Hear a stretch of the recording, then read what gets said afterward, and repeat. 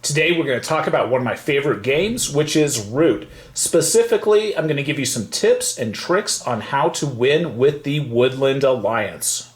The first thing that you need to know with the Woodland Alliance is that they begin with absolutely nothing on the board.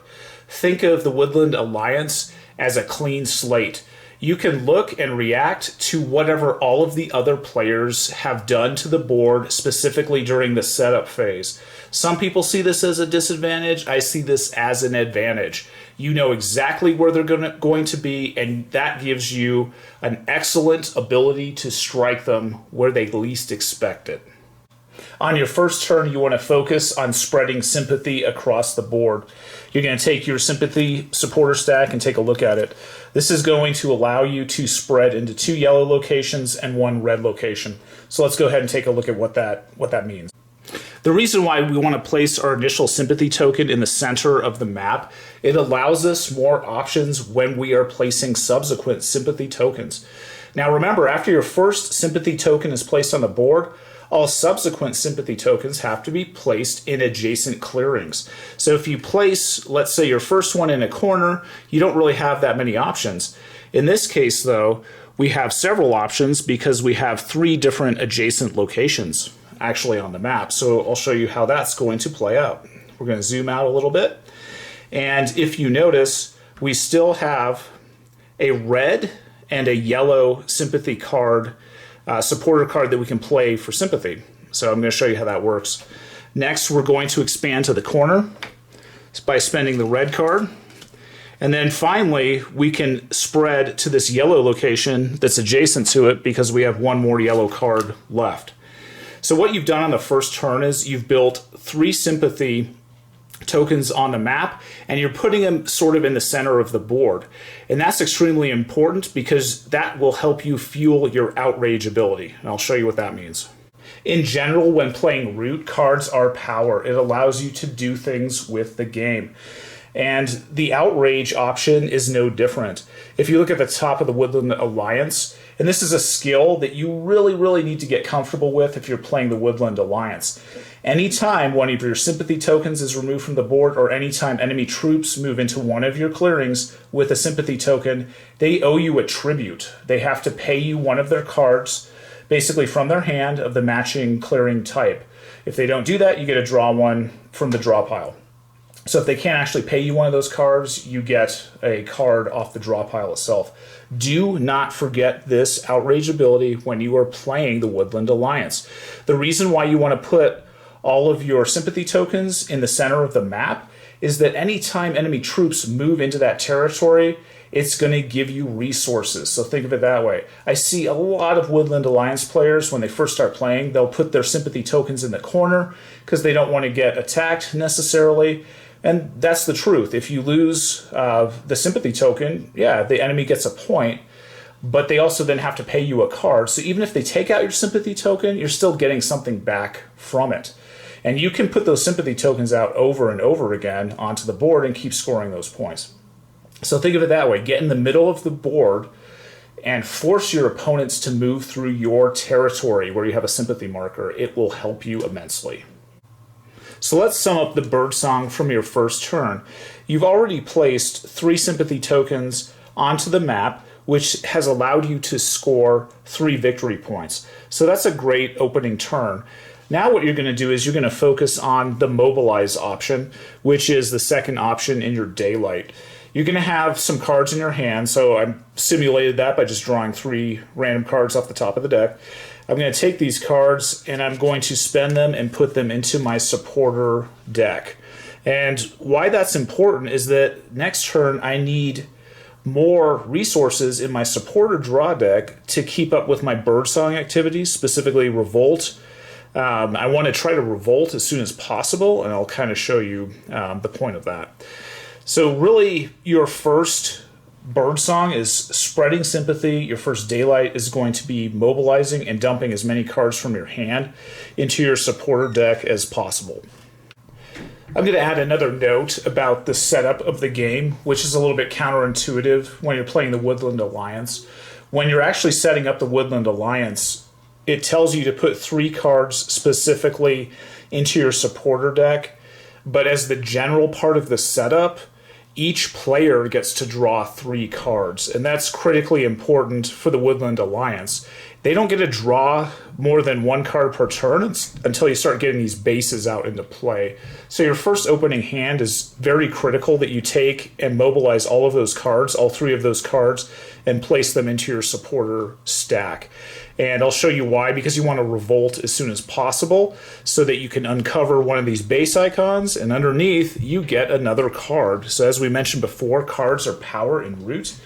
Anytime you're playing a Root faction, if you can uncover something that allows you to draw a card, do it as soon as possible. It gives you a lot of options, it gives you a lot of power. Alrighty, it's the second turn, and the Marquis de Cat player is already starting to expand. Marquis de Cat has an insatiable need to put buildings onto the table. This yellow clearing here was a really tasty sort of place to start putting down some of the buildings. So Marquis de Cat reinforced it, and as a result of that reinforcement, had to pay a supporter card, and now they've built a sawmill actually in that location. Since they moved troops into that, we're going to use our outrage option, and that allows us to get another card. And what's fantastic about that is now we have 4 cards in our supporter stack, and now it's time for our turn. It's the Woodland Alliance, and now it's kind of time for a revolution. I'm going to show you how that's going to work out. The interesting mechanic about outrage is that a clearing with enemy troops moving into it receives a card of the same color. So in this case, we got a yellow card for Marquis de Cat moving into that location. Since we are the Woodland Alliance, we remembered our outrage option, and that forced Marquis de Cat to pay us a yellow card. Thankfully, they had one. Now our supporter stack is looking kind of like this. We got 1 yellow card from Marquis de Cat. We also had another one in our hand. Now it's time for us to perform a revolt action. So in order to do that, we're going to have to spend 2 yellow cards. But the great thing about the revolution is it goes really well with outrage. If somebody keeps moving into your clearings, that gives you the capacity to counterattack them. And oftentimes the other players don't think of it that way. But think of it in your mind and know that anytime they try to move into one of your clearings, they're actually helping you overthrow them. It's kind of a strange mechanic. All right, it is time for the revolution. We're going to spend these 2 yellow supporter cards. As a result of that, you can remove all enemy presence from that clearing. So we're going to do that. We first take off the building token and both the warriors as well. We get to score 1 victory point because we removed a building from the game, which is fantastic. Now we're going to take the matching base and put it down onto the table. And then we get 2 warriors. In this case, we get 2 because we have a previous sympathy token that was placed in that yellow location just to the north. We did that on our first turn. So what we just did here is we wiped out the orange presence in the center of the map. And this is going to allow us to draw more cards. I'll show you how that works. Putting the yellow base out has helped us in 2 different ways. First, it has revealed this card drawing icon. So at the end of our turn, we can draw an additional card. So instead of drawing 1 card per turn, we're going to draw 2. And we got 1 officer because we have a base out.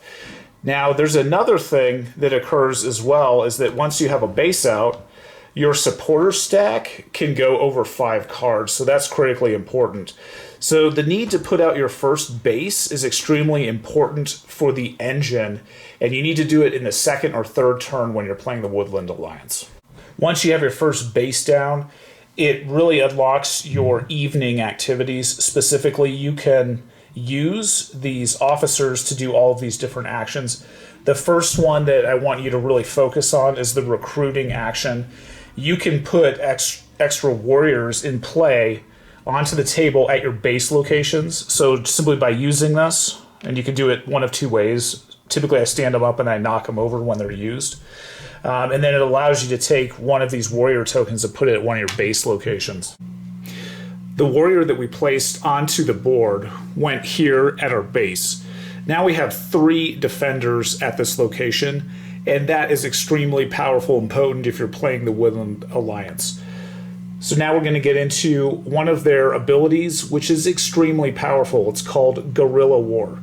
When a fight occurs at a location and the Woodland Alliance is defending and the dice are rolled, the Woodland Alliance gets the high number and the attacker gets the low number. So this is exactly opposite in all of the battles that occur in the game. It's typically the attacker that gets the high number. And as I just rolled right here, I can't tell you how many times I've seen a Woodland Alliance player defending a location in a battle, and you roll and it's like 2-0 or 3-0, and the attacker just gets absolutely wiped out and annihilated, and the Woodland Alliance can hold the line. So a very, very potent and important lesson to learn when you're playing the Woodland Alliance is that, remember, when you're defending, the high die goes to you. Once you've established one base for the Woodland Alliance, the next thing that you're going to do is go for your second base as soon as possible. Once you have your second base out on the board, out on the map, I think the Woodland Alliance is at a point it's pretty hard to stop. Their engine is fully established, and it's really hard to actually take them down. So the next step that you're going to be focusing on is starting to spread sympathy to other locations on the map. So keep your eyes open, look for opportunities to spread that sympathy. Your sympathy tokens are going to be costing more and more as you go up. As an example, they're going to cost 2 or 3 cards, 2 or 3 supporter cards to play. But once you have that first base out on the table, you're going to be drawing an extra card per turn. And that's going to allow you to play more cards down for sympathy tokens. Use your officers effectively to start spreading your sympathy and your influence. You can use your officers to build additional recruits and place them onto the table. Additionally, you can take one of your recruits using the organize option.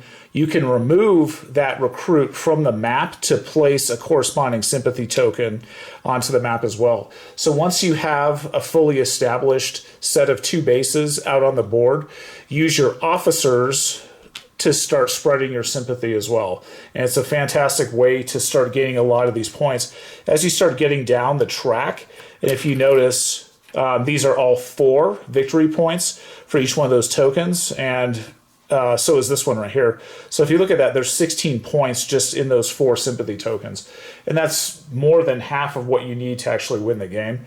So once you start getting your 2 bases out, start spreading sympathy by using your officers and by removing troops from the board and the map.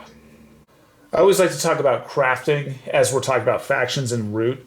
For the Woodland Alliance, it's actually pretty easy for them to craft, and I recommend this sort of mid to late game. You craft by using your sympathy tokens. At the beginning of the game, you really don't have any sympathy out on the map, and you can't really do a lot when it comes to crafting.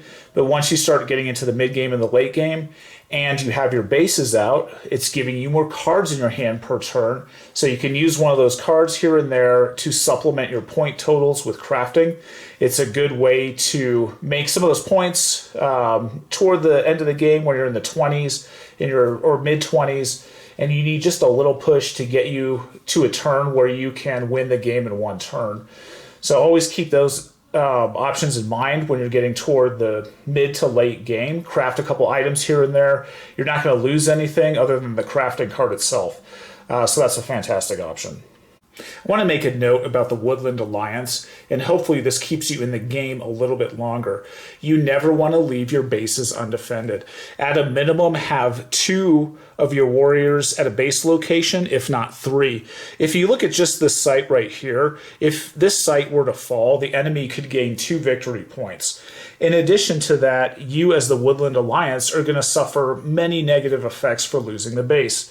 First off, you're going to lose one of your card draws at the end of your turn for each base that you lose. Remember, cards are typically power in root, so the more cards that you're drawing, the easier it is for you to win.